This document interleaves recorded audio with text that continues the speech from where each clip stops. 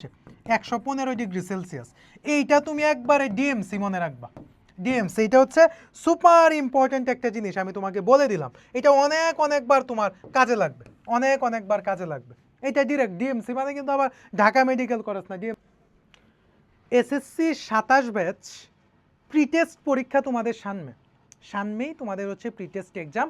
আমরা ক্লাসবেলের পক্ষ থেকে কিন্তু তোমাদের জন্য হচ্ছে টপ এমসিকিউ ব্যাখ্যা সহ সমাধান ফ্রি করে দিচ্ছি। হ্যাঁ, ফ্রি করে দিচ্ছি। আর আমাদের পেইড কোর্সে যারা ভিডিওটা দেখতে পাচ্ছ বা পরবর্তীতে দেখে নিবা, তোমাদের উদ্দেশ্যে বলবো, তোমরা এইখান থেকে যদি কোনো প্রশ্ন না বুঝো, তোমরা হচ্ছে আমাদের যখন তোমাদের লাইভ ক্লাসগুলি হবে, মানে পেইড কোর্সের শিক্ষার্থীদের জন্য বলছি, তোমরা হচ্ছে কমেন্টে হচ্ছে তোমরা এই প্রশ্নটা করতে পারো যে কোন প্রশ্নটা, কত নং প্রশ্নটা তোমরা বুঝো নাই, আমি ক্লাসে আবার বুঝিয়ে দেবো। ক্লাস বেলের পক্ষ থেকে সকলকে স্বাগত জানাচ্ছি।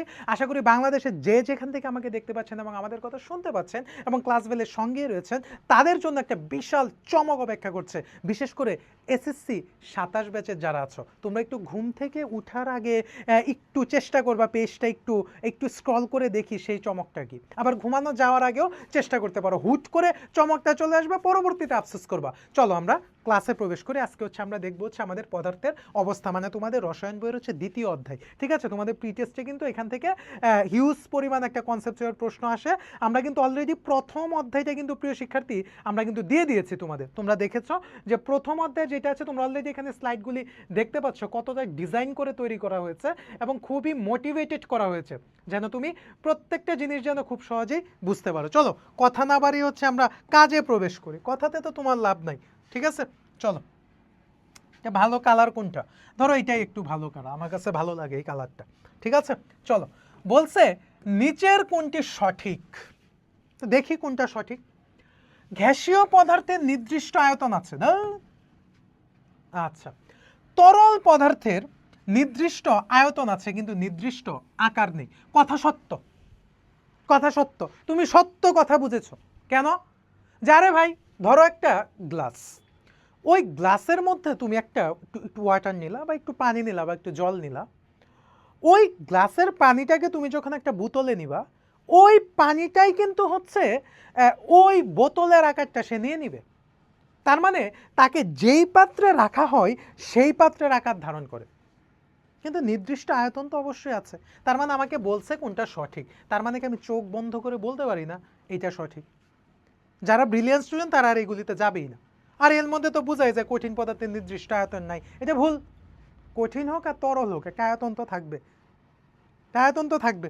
আচ্ছা, যদিও এটা নিয়ে একটু কথা আছে, এইটা নিয়ে একটু কথা আছে। তোমরা যখন ইন্টারমিডিয়েটে উঠবা, ঠিক আছে, তোমরা কেমিস্ট্রি সেকেন্ড পার্টে একটা চ্যাপ্টার পাবা, সেটা হচ্ছে পরিবেশ রসায়ন, রাইট?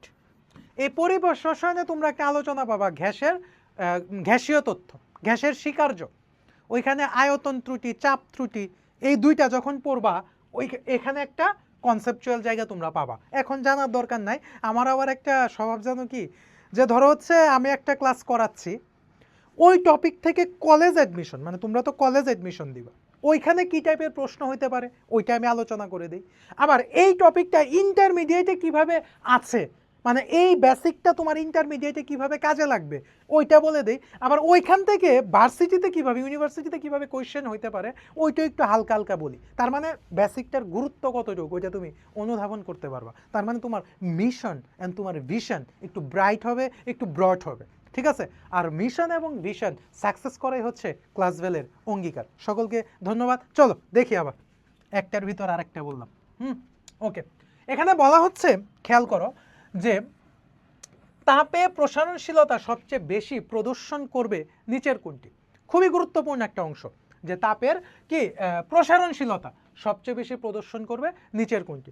ধরো আমি এখানে যদি একটু কালারটা চেঞ্জ করে একটু একটা কাজ করি, আমি ধরো এখানে আমি কঠিন পদার্থ নিলাম, কি নিলাম? কঠিন নিলাম। কঠিনকে যদি আমি তাপ দিই, তাপকে অনেক সময় ডেল চিহ্ন দ্বারা প্রকাশ করা হয়, সেটা কি হয়ে যাবে? তরল। ভালো কথা। তরলকে যদি আমি তাপ দিই তাহলে সেটা কি হয়ে যাবে? গ্যাসীয় বা বাষ্পীয়। ঠিক আছে, সরি, বায়বীয়, রাইট? ওকে, ধরো এইটা হচ্ছে কঠিন পদার্থ নর্মালি, এই যে এটা হচ্ছে কঠিন পদার্থ, ঠিক আছে। এইটা ধরো হচ্ছে তরল, একটু একটু একটু একটু ছেড়ে দিবে, আর গ্যাসীয়টা হচ্ছে অনেকখানি ছেড়ে দিবে। তার মানে আলটিমেটলি প্রসারণশীলতা মানে কি? প্রসারণ মানে কি? প্রসারণ মানে হচ্ছে বৃদ্ধি পাওয়া। প্রসারণ মানে কি রে ভাই? প্রসারণ মানে হচ্ছে বৃদ্ধি পাওয়া, রাইট? তার মানে সবচেয়ে বেশি বৃদ্ধি কে পাইছে? এ পাইছে না, তাপ দেওয়ার ফলে। তোমাকে তো এই কথাটাই তো এখানে বলছে রে ভাই, এই কথাটা এখানে বলছে না? কোনটা তাপে প্রসারণশীলতা সবচেয়ে বেশি প্রদর্শন করবে? তো অবশ্যই গ্যাস সবচেয়ে বেশি করবে। গ্যাসের থেকে একটু কম করবে তরল, তরলের থেকে সবচেয়ে কম করবে কঠিন। তার মানে আমার যেহেতু সবচেয়ে বেশি বলছে, তার মানে অপশন থেকে কঠিন আর তরল এই জায়গাগুলো হচ্ছে আমাকে কি করতে হবে রে ভাই? এই জায়গাগুলি কেটে দিতে হবে। চলো এই জায়গাগুলি কাটি। মার্বেল কঠিন, দুধ তরল, পানি তরল, এই যে দেখো হিলিয়াম আনসার। এই যে তার পাশে আবার গ্যাস লেখা আছে। বেসিক বুঝতে হবে ভাই, বেসিক না বুঝলে আফসোস করতে হবে, ঠিক আছে? ওকে, তারপরে দেখো নিচের কোনটি আন্তঃআণবিক শক্তি সবচেয়ে কম? অলরেডি যারা পদার্থের বৈশিষ্ট্যগুলি পড়েছ, প্রপার্টিসগুলি পড়েছ, তারা অবশ্যই জানো যে আন্তঃআণবিক শক্তি সবচেয়ে বেশি হচ্ছে কঠিনের, তাই না? তারপরে কার বেশি? তারপরে বেশি হচ্ছে তরলের, মানে কঠিন থেকে, সরি কঠিন থেকে কম। আর সবচেয়ে কম কার? সবচেয়ে কম হচ্ছে গ্যাসীয়, গ্যাসীয় বা হচ্ছে বায়বীয়, যে যেভাবে বলো, বা গ্যাসিয়াস, সবচেয়ে কম। আমার কাছে এটাই চাইছে, এইটাই চেয়েছে। দেখি অপশনে গ্যাস আছে কিনা, যদি গ্যাস না থাকে তাহলে তরল হবে অ্যান্সার। সিস্টেম ওকে। এটা কি? এটা হচ্ছে আয়রন, দেখি। এটা হচ্ছে কার্বন, ভালো কথা। এটা হচ্ছে সালফার, এই যে দেখো এটা হচ্ছে হিলিয়াম। হিলিয়াম কি একটা গ্যাস না? নিষ্ক্রিয় গ্যাস, নিষ্ক্রিয় গ্যাস। হিলিয়াম, নিয়ন, আর্গন, ক্রিপ্টন, জ্যানন, রেডন।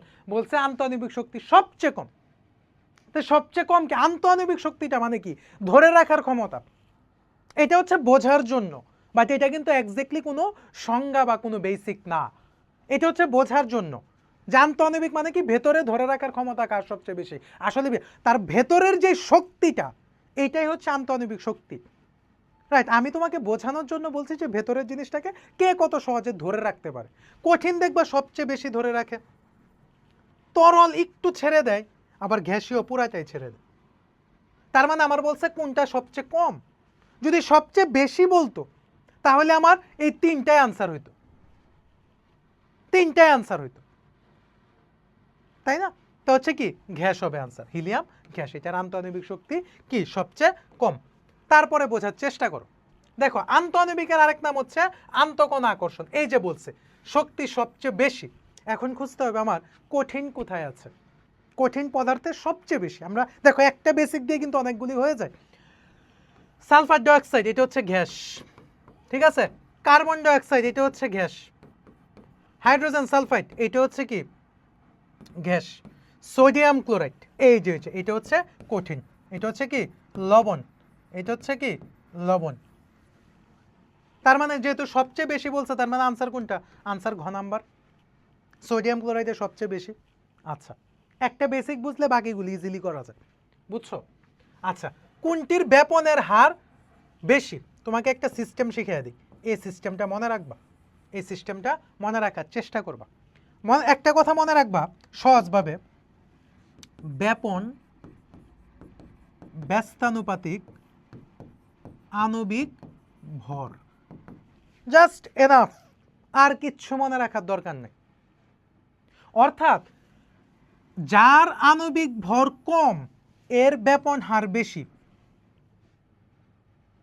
যার আণবিক ভর বেশি তার ব্যাপন হার কম।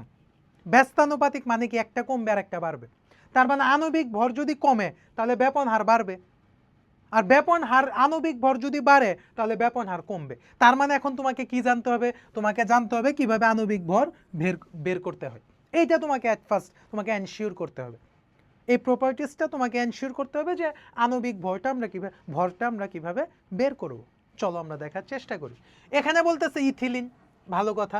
এখানে বলতেছে অ্যামোনিয়া, তাও ভালো কথা। এখানে বলতেছে নাইট্রোজেন, তাও ভালো কথা। এখানে বলতেছে ফ্লোরিন। ওকে, এখানে আমি নর্মালি বুঝতেছি রে ভাই, নর্মালি বুঝতেছি অ্যামোনিয়া কত, এখানে হচ্ছে 14, হ্যাঁ 14, আর হচ্ছে তোমার হাইড্রোজেন 3, 1 × 3, তার মানে কত আসে? 17। তার মানে নাইট্রোজেন কি হিসাবে আছে? এখানে একটা প্রপার্টিস না, ঠিক আছে, ফ্লোরিন একটা প্রপার্টিস না, তার মানে আমি খুব সহজে বুঝতে পারি যে এইটা আনসার হবে না, এইটা আনসার হবে না, আনসার দুইটা থেকে একটা হবে, আনসার দুইটা থেকে একটা হবে। এখন এটা কি বলা যায়, ইথিলিন, ইথিলিন মানে অ্যালকিন, বুঝাই যাচ্ছে ওইটা যে আনসার হবে না, এটা কিন্তু বুঝাই যায় যে এটা আনসার হবে না, তার মানে আনসার কোনটা হবে, আনসার হচ্ছে এইটা। তার মানে তোমাকে আণবিক ভর বের করতে হবে। আমি এটাকে কিভাবে করলাম দেখো, NH3 যদি আমি বলি, নাইট্রোজেন কত, আণবিক ভর, তার মানে আমাকে ভর নিতে হবে, নট প্রোটন, নট পারমাণবিক ভর। তাহলে নাইট্রোজেন কত, নাইট্রোজেন হচ্ছে 7, 7 দোকানে কত 14, এটা কিন্তু ব্যতিক্রম, সিস্টেমের ব্যতিক্রম। আমরা কিন্তু ডাবল করি, একটা আর একটা ডাবল করে এক যোগ করে দিই, হ্যাঁ, তার মানে এটা কত 14, ভালো কথা, যোগ। হাইড্রোজেন কত 1, এর সাথে কত 3 যাবে, তাহলে এখানে টোটাল কত আসতেছে 17। তার মানে কি এইটার ব্যবহার সবচেয়ে বেশি। এইখানে একটা ব্যতিক্রম জায়গা রয়েছে, আমি বলি যেটা পরীক্ষায় তোমাদের এখন পর্যন্ত আসে নাই, হয়তো আসতে পারে, হোলি ক্রসে মেবি আসছিল এই প্রশ্নটা, আমি একটু পরেই দেখাচ্ছি। বলছে কোনটার ব্যবহার বেশি, একই টাইপের প্রশ্ন, একই টাইপের প্রশ্ন, একই টাইপের প্রশ্ন। দেখো কার্বন ডাইঅক্সাইড কত, আমি যদি হিসাব করি তাহলে এখানে হচ্ছে কত, কার্বন ডাইঅক্সাইড এটা হচ্ছে 44, কার্বন ডাইঅক্সাইড হিসাব করলেই দেখবে এটা 44 আসে, হিসাব করলেই দেখবে 44 আসে। কিভাবে আসে, এটা তো হচ্ছে 16, তাই না, একটার জন্য 16, দুইটার জন্য কত 16 যোগ 16 32, তাই না, আর কার্বন কত, কার্বন হচ্ছে 12, তাহলে কত আসে 44 না, 44 কিনা গেল। তারপরে নাইট্রিক অক্সাইড,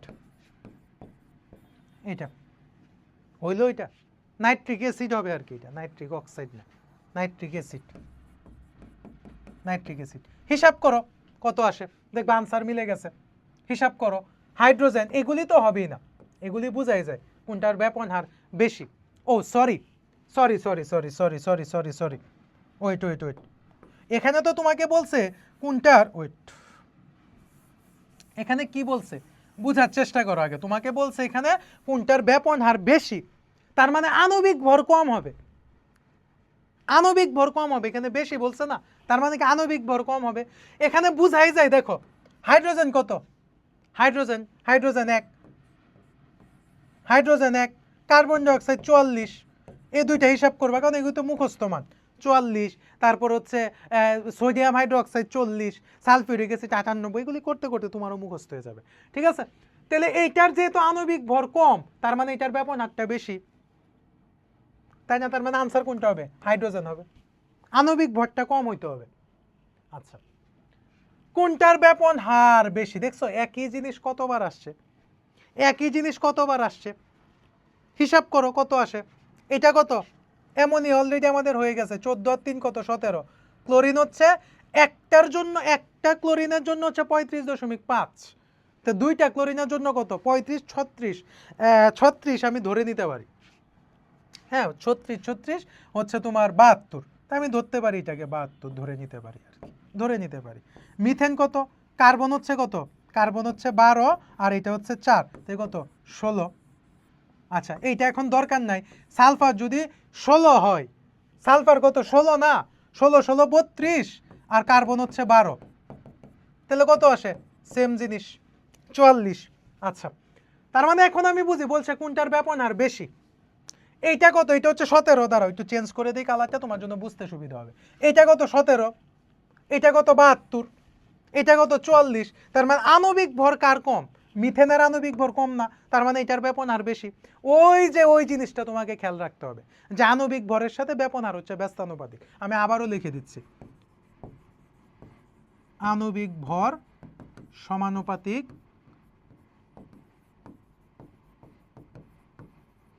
ব্যবহার, রাইট, ওকে। এখন দেখো এই যে এই জিনিসটা, এই জিনিসটা সুপার ইম্পর্ট্যান্ট, যদিও জিনিসটা মুখস্থ। বলছে নিচের কোন পাত্রে নিঃসরণ সবচেয়ে কম, কোন কোন পাত্রে নিঃসরণ সবচেয়ে কম, কোন পাত্রে হবে না, এটা হবে কোন চাপে, 1 ATM চাপে নিঃসরণ সবচেয়ে কম হয়, এটা মুখস্থ রাখবা, কোন চাপে, নিচের কোন চাপে নিঃসরণ সবচেয়ে কম, এটা হচ্ছে তোমার 1 ATM চাপে। এখন দেখো তোমার চিন্তার যে ব্যতিক্রম ধারা যেটা আছে, এই যে এই প্রশ্নটা কোনটার নিঃসরণ হার সবচেয়ে বেশি। তো এই প্রশ্নটা কি বলতেছে, নিচের কোনটি নিঃসরণের হার সবচেয়ে বেশি। দেখো এই প্রশ্নটা নিঃসরণের সাথে আণবিক ভরের যে সম্পর্ক, এইটা নিয়ে কিন্তু তোমাদের টেক্সট বুকে কোনো আলোচনা নাই, মানে তোমাদের মেইন বইয়ে কোনো আলোচনা এটা নিয়ে নাই, রাইট। কিন্তু দিনাজপুর বোর্ডে কিন্তু 2023 সালে এখান থেকে প্রশ্ন আসছে, 2023 সালে কিন্তু দিনাজপুরে এখান থেকে প্রশ্ন আসছে। দেখো ব্যাপনের যা কথা ওরও তা কথা, আণবিক ভর আমি শর্ট করে দিলাম 1 নিঃসরণ, মানে আণবিক ভরের সাথে নিঃসরণ হচ্ছে ব্যস্তানুপাতিক, সেম ঘটনা। তো পানি কত, পানি হচ্ছে 16, 2 18, কার্বন ডাইঅক্সাইড হচ্ছে 44, অ্যামোনিয়া হচ্ছে 17, মিথেন হচ্ছে 12 আর 4 16, সেম ঘটনা। বলছে কোনটার নিঃসরণের হার বেশি, তার মানে আণবিক ভর কার কম, এটা 18 আনসার হবে না, এটা 44 হবে না, এটা 17 হবে না, তার মানে আনসার এটা হবে 16। ঠিক আছে, সিস্টেমে বুঝতে হবে, এই জায়গাটা মনে রাখতে হবে। তার মানে আমি এইভাবে বলতে পারি এক লাইনে, আণবিক ভর নিঃসরণ আর ব্যাপন দুইটা সম্পর্ক একই, ব্যস্তানুপাতিক, রাইট। ওকে, সেম ঘটনা, সেম ঘটনা। আচ্ছা, সিলিন্ডারে ভরে রান্না বান্নার কাজে কোন গ্যাস বিক্রি করে, এটা তো মুখস্থ, এটা সবাই পারো, যে সিলিন্ডারের ভিতর কোন গ্যাস থাকে, সিলিন্ডারের ভিতর হচ্ছে তোমার বিউটেন থাকে, দুইটা জিনিস থাকে, বিউটেন আর অনেক ক্ষেত্রে প্রোপেনও দেখা যায়, এই দুইটা জিনিস থাকে, প্রোপেনটা বেশি থাকে না, বাট বিউটেনটা বেশি থাকে, তোমাদের বিউটেন দিয়ে আসে, আনসার কি বিউটেন, রাইট। ওকে, তারপর একটা জিনিস বোঝার চেষ্টা করো, বলছে কোনটি এক বায়ুমণ্ডলীয় চাপে বিশুদ্ধ সালফারের গলনাঙ্ক, এইটাও মুখস্থ জিনিস, বিশুদ্ধ সালফারের গলনাঙ্ক হচ্ছে, এটা হিউজ বার অনেক জায়গায় আসছে 115 ডিগ্রি সেলসিয়াস, এইটা তুমি একবারে ডিএমসি মনে রাখবা, ডিএমসি এটা হচ্ছে সুপার ইম্পর্টেন্ট একটা জিনিস, আমি তোমাকে বলে দিলাম, এটা অনেকবার তোমার কাজে লাগবে, অনেকবার কাজে লাগবে, এটা ডিরেক্ট ডিএমসি মানে কিন্তু আবার ঢাকা মেডিকেল কলেজ না, ডিএমসি মানে হচ্ছে ডাইরেক্ট মুখস্থ, ঠিক আছে। এটা মনে রাখবা যে সালফারের গলনাঙ্ক 115 ডিগ্রি সেলসিয়াস, এটা অনেক জায়গায় আসছে, বিভিন্নভাবে ঘুরে গেড়ায় আসছে, বাট এই প্রশ্নটা আসছে, রাইট। ওকে, তারপরে দেখো বলছে কোনো কঠিন পদার্থকে, সরি কি হইলো এটা, আচ্ছা ওকে এখন বোঝো কি বিষয়টা বলা হচ্ছে এখানে, খেয়াল করো, বলতেছে কোনো কঠিন পদার্থকে উত্তপ্ত করলে তরলে পরিণত না হয়ে সরাসরি বাষ্পে রূপান্তরিত হয়, মানে সারমর্ম হচ্ছে এটা, কঠিন থেকে ডিরেক্ট সে কোথায় যায়, ডিরেক্ট হচ্ছে সে বাষ্পে যায়, কঠিন থেকে সে ডিরেক্ট বাষ্পে চলে যায়, এইটাকে কি বলা হয়, এইটাকে আর কি বলা হবে, যেহেতু কঠিন থেকে সে বাষ্পে চলে যাচ্ছে, যেমন ধরো সংজ্ঞা ভুলে গেছো, প্রবলেম নাই, উদাহরণ আনো, যেমন হচ্ছে ন্যাপথালিন, রাইট। ন্যাপথালিনকে যদি তুমি তাপ দাও, সে কি আর বাষ্প হবে, সে কোথায় হবে, সরি সে কি আর তরল হবে, সে সরাসরি বাষ্পে চলে যাবে, উড়ে চলে যায়, উবে যায়, তাই না। তার মানে এটাকে আমি কি বলতে পারি, ন্যাপথালিনকে একটা ঊর্ধ্বপাতিত পদার্থ না, নিশাদল, কর্পূর, নিশাদল মানে কিন্তু এটা অ্যামোনিয়াম ক্লোরাইড, কর্পূর, আর ন্যাপথালিন মানে হচ্ছে ডাবল বেনজিন, ঠিক আছে, ন্যাপথালিন মানে কিন্তু ডাবল বেনজিন, রাইট। তার মানে আনসার কি হবে, আনসার হবে ঊর্ধ্বপাতন। আচ্ছা, আরেকটা জিনিস তোমাদের প্রবলেম হয়, গলন আর গলনাঙ্ক, স্ফুটন আর স্ফুটনাঙ্ক, দুইটা কিন্তু মানে গলন আর গলনাঙ্ক এক জিনিস না, গলনাঙ্কটা হচ্ছে, অঙ্কটা হচ্ছে, আমি যদি এভাবে তোমাকে একটু বলার চেষ্টা করি, যে দেখো বিষয়টা হচ্ছে গলনাঙ্কটা কি, নাঙ্কটা হচ্ছে তাপমাত্রা, মনে রাখবা, নাঙ্কটা মানে হচ্ছে তাপমাত্রা, সোজা কথা, তাপমাত্রা, তার মানে কি গলনাঙ্কটা হচ্ছে যে তাপমাত্রায়, হ্যাঁ, আর স্ফুটনাঙ্কটা হচ্ছে তাপমাত্রা, মানে গলনাঙ্ক এবং স্ফুটনাঙ্ক হচ্ছে একটা তাপমাত্রা, এই তাপমাত্রা আসলে গলতে শুরু করে বা ফুটতে শুরু করে, রাইট। এই দুইটার মধ্যে প্যাঁচ লাগাবা না, কিন্তু সবসময় মনে রাখবা গলনাঙ্ক এবং স্ফুটনাঙ্ক হচ্ছে কি তাপমাত্রা, কয়েকবার বললাম কথাটা। আচ্ছা, কোন পদার্থটিকে তাপ দিলে সরাসরি গ্যাসে পরিণত হয়, একটু কথাটা ঘুরিয়ে দিছে। তোমাকে যদি বলতা তুমি বাষ্পে পরিণত হয়, তাহলে কিন্তু তুমি সহজে আনসারটা দিতেই পারতা। ও কি বলতেছে? সরাসরি গ্যাসে পরিণত হয়। চলো দেখি, সরাসরি গ্যাসে মানে কি? বাষ্পে পরিণত হয়। এখানে বোঝাই যাচ্ছে ন্যাপথালিন আনসার। ঊর্ধ্বপাতিত পদার্থ বেশি আসে। উদ্দীপক, কোনটিকে তরলে পরিণত করা সম্ভব? খুবই গুরুত্বপূর্ণ একটা জিনিস। কোনটাকে তরলে পরিণত করা সম্ভব, মানে আমি আবার তরল করতে পারি। আচ্ছা, এইটা একটা ঊর্ধ্বপাতিত পদার্থ, এই আয়োডিন একটা ঊর্ধ্বপাতিত পদার্থ, কর্পূর একটা ঊর্ধ্বপাতিত পদার্থ। তার মানে আনসার কোনটা? Answer ammonia. অ্যামোনিয়া কি এক প্রকার গ্যাস না? অ্যামোনিয়া কি গ্যাস না? গ্যাসকে তাপ কমায় দিলেই তো সে তরল হয়ে যাবে। সিস্টেম সিস্টেম সিস্টেমে বুঝতে হবে, ঠিক আছে? তারপরে দেখো, এটা হচ্ছে একটা তাপ প্রদানের লেখচিত্র। এক্স একটি পদার্থ, আমি এক্সটাকে খুঁজি, এক্স কই আছে? এই যে আছে, দেখি কি হচ্ছে।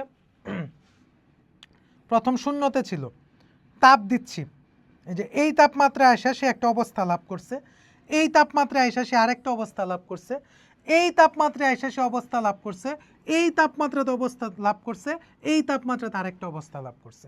তাপমাত্রা বাড়তেছে, 120 ডিগ্রিতে গিয়ে সে একটা অবস্থান নিয়ে নিছে, মানে গ্যাস হয়ে গেছে। কঠিন থেকে সিস্টেমেটিক্যালি সে গেছে, ডিরেক্ট কিন্তু সে গ্যাস হয় নাই। এ বি এখানে একটা অবস্থা, বি সি একটা অবস্থা, সি ডি একটা অবস্থা, ডিই একটা অবস্থা, ইএফ একটা অবস্থা।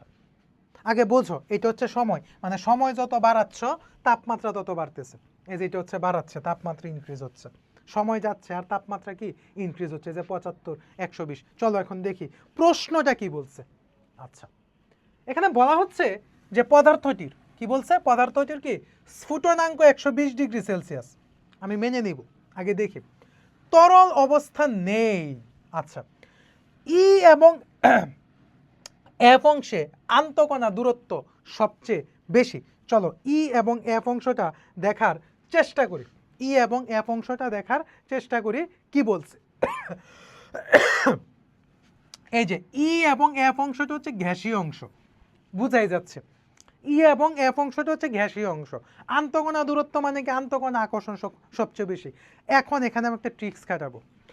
আমি তো কনফার্ম যে 3 নাম্বারটা আমার আনসার। এখন 3 নাম্বার ছাড়া যেটা আছে ওই অপশনটা আমি কেটে দিব। সিস্টেম বুঝো, 3 নাম্বার ছাড়া যেটা আছে ওই অপশনটা আমি কেটে দিব। দেখো এখানে একটা 3 নাম্বার ছাড়া আছে, তার মানে এটা আমার আনসার হবে না। আচ্ছা, তারপরে দেখি, তার মানে এটা আমি বুঝে গেলাম এটা কি? এটা হচ্ছে আমার গ্যাসীয় অবস্থা। এখন দেখো, আচ্ছা, তো যেহেতু এটা গ্যাসীয় অবস্থা, এই লেখচিত্রটার কি বলছে এখানে দেখো। এই লেখচিত্রটা ওরা বলতেছে কোনো, সরি আমি আরেকটা চলে আসলাম। এই লেখচিত্রটার কি বলতেছে? বলতেছে কোনো তরল অবস্থা নেই। এখানে কে বলছে তরল অবস্থা নেই? এখানে কি তরল অবস্থা নাই? এটা তো কঠিন হয়েছে। তাপ যখন দিছো তখন কি সে তরল হয়েছে না? যেহেতু তাপের বিষয় আসতেছে, তার মানে তরলের বিষয়টা আসবে না। এখানে কি বলছে? এখানে বলছে তরল অবস্থা নেই, এটা তো তরল অবস্থা আছে। তার মানে 2 নাম্বারটা আনসার হবে না। তার মানে কি 2 নাম্বারটা আনসার হবে না, সরি। তার মানে কি? তার মানে হচ্ছে 2 নাম্বারটা কি হবে না? আনসার হবে না। এখন 2 নাম্বারটা যেখানে আছে ওইটা আমরা কেটে দিই। এই যে এখানে 2 আছে, এখানে 2 আছে, আমার আর চেক করার দরকার না আনসার এটা। আবার দেখো এখানেও 2 আছে, তার মানে আনসার কি? আনসার হচ্ছে গো, রাইট?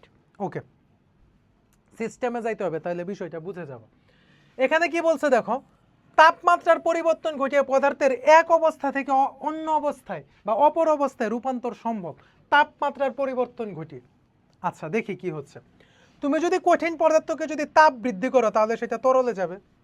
তরল পদার্থকে যদি তুমি তাপ বৃদ্ধি করো তাহলে সেটা গ্যাস হবে। আবার তরলের যদি তাপমাত্রা হ্রাস করো তাহলে সেটা কঠিন হবে। এখন বলছে কি, যে তাপমাত্রার পরিবর্তন ঘটিয়ে পদার্থের এক অবস্থা থেকে অন্য অপর অবস্থায় রূপান্তর সম্ভব। এই তিনটাই তো আনসার হবে, এই তিনটা আনসার হবে না। এটা নর্মালাইজ, এটা এত হার্ড কোয়েশ্চেন না, নর্মালাইজ প্রশ্ন, ঠিক আছে? ওকে, তারপরে দেখি ব্যাপন হলো স্বতঃস্ফূর্ত এবং সমভাবে। এই কথাটা কোথায় আছে দেখো, স্বতঃস্ফূর্ত এবং সমভাবে, স্বতঃস্ফূর্ত এবং সমভাবে, স্বতঃস্ফূর্ত এবং সমভাবে 3 জায়গায় আছে। কিন্তু ব্যাপনটা কোন পদার্থের ক্ষেত্রে প্রযোজ্য?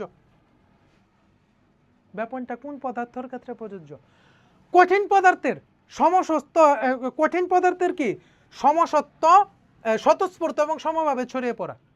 তরল পদার্থে স্বতঃস্ফূর্ত এবং সমভাবে ছড়িয়ে পড়া এবং গ্যাসীয় পদার্থে স্বতঃস্ফূর্ত এবং সমভাবে ছড়িয়ে পড়ার প্রক্রিয়াকে ব্যাপন বলা। তার মানে আনসার কোনটা? আনসার তিনটাই আনসার। আনসার তিনটাই, রাইট? ওকে, এই যে এটা এইটা এইটা এইটা এই যে গ্যাসগুলির মধ্যে ব্যাপন হার, কিচ্ছু করার দরকার নাই, সহজ কথা। কার আণবিক ভর কত বের করবা? ব্যস্তানুপাতিক করে দিবা, কারণ আমরা প্রথমে এই টপিকটা পড়ে আসছি, ঠিক আছে? এটাতে আমি আর সময় নিচ্ছি না। ওকে, এই যে খুবই গুরুত্বপূর্ণ একটা জিনিস, ওইটা যদি বুঝো এটাও বুঝবা, ওইটা যদি বুঝো ওইটাও বুঝবা। এই যে দেখো এইটা এইটা একটা পার্ট, মানে এইটা হচ্ছে কি কঠিন, তাপ পড়ছে, এই যে দেখো এখানে কিছু ঘটছে, এখানে একবারে ঘ্যাসি হয়ে গেছে। এই জায়গাগুলি কিন্তু অনেক গুরুত্বপূর্ণ, এই যে এই জায়গাগুলি, এই জায়গাগুলি, এই জায়গাগুলি, ঠিক আছে? এগুলি এগুলি না থাকলে কিন্তু ধীরে কঠিন থেকে তরল, তরল থেকে গ্যাসীয়। এখন বুঝি আমরা প্রশ্ন কি দিয়েছে, আগে এটা বুঝো।